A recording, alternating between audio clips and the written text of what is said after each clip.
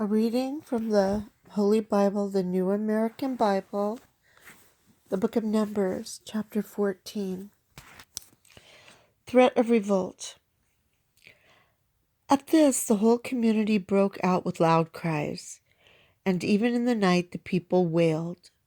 All the Israelites grumbled against Moshe and Aaron, the whole community saying to them, "Would that we had died in the land of Egypt, or that here in the desert we were dead. Why is the Lord bringing us into this land only to have us fall by the sword?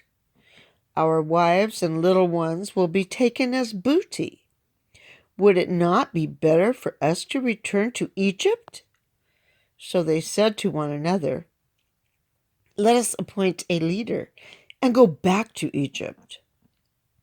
But Moshe and Aaron fell prostrate before the whole assembled community of the Israelites, while Joshua, son of Nun, and Caleb, son of Jephunneh, who had been in the party that scouted the land, tore their garments and said to the whole community of the Israelites, "The country which we went through and explored is a fine, rich land. If the Lord is pleased with us, he will bring us in and give us that land, a land flowing with milk and honey. But do not rebel against the Lord. You need not be afraid of the people of that land. They are but food for us. Their defense has left them, but the Lord is with us. Therefore, do not be afraid of them. They are but food for us, that is, we can easily consume and destroy them." This is the answer to the pessimistic report that this land consumes its inhabitants. Verse 10, in answer, the whole community threatened to stone them. The Lord's sentence. But then the glory of the Lord appeared at the meeting tent to all the Israelites. And the Lord said to Moshe, "How long will this people spurn me? How long will they refuse to believe in me, despite all the signs I have performed among them? I will strike them with pestilence and wipe them out. Then I will make of you a nation greater and mightier than they." But Moshe said to the Lord, "Are the Egyptians to hear of this? For by your power you brought out this people from among them. And are they to tell of it to the inhabitants of this land? It has been heard that you, O Lord, are in the midst of this people. You, Lord, who plainly reveal yourself.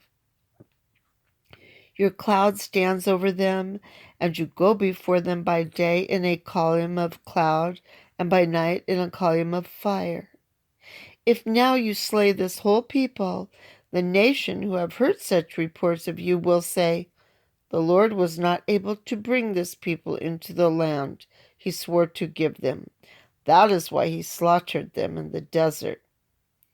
Now then, let the people of my Lord be displayed in its greatness, even as you have said.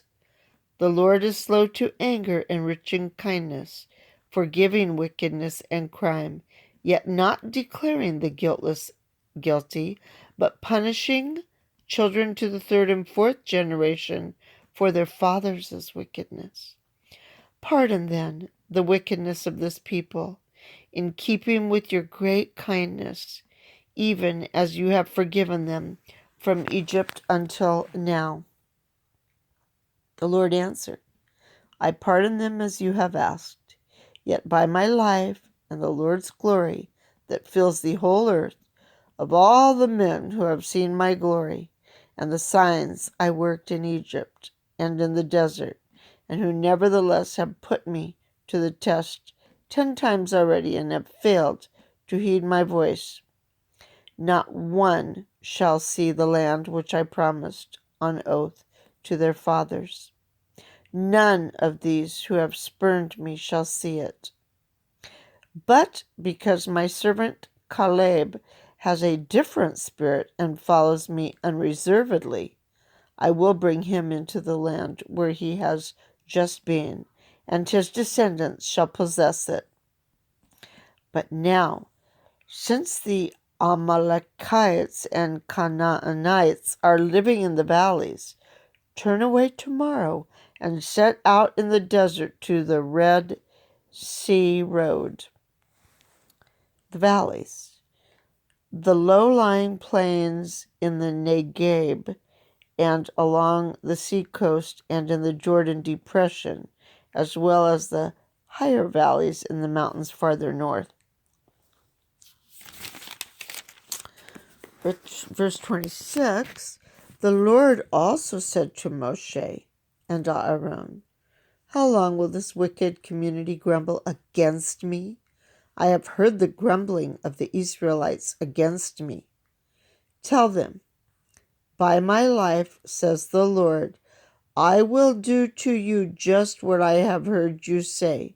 Here in the desert shall your dead bodies fall.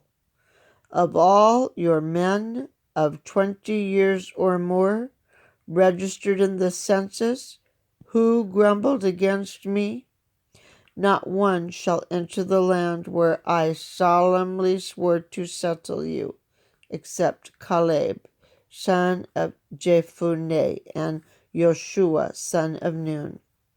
Your little ones, however, who you said would be taken as booty, I will bring in, and they shall appreciate the land you spurned. A note pertaining to 14 verse 28, God punished the malcontents by giving them their wish. Their lack of faith and of confidence in God is cited in 1 Corinthians 10:10 and Hebrews 3:12-18 as a warning for Christians. Verse 32, but as for you, your bodies shall fall here in the desert, here where your children must wander for 40 years, suffering for your faithlessness, till the last of you lies dead in the desert. 40 days you spent in scouting the land, 40 years shall you suffer for your crimes, 1 year for each day. Thus you will realize what it means to oppose me. I, the Lord, have sworn to do this to all this wicked community that conspired against me. Here in the desert they shall die to the last man. And so it happened to the men whom Moshe had sent to reconnoiter the land, and who on returning had set the whole community grumbling against him by spreading discouraging reports about the land.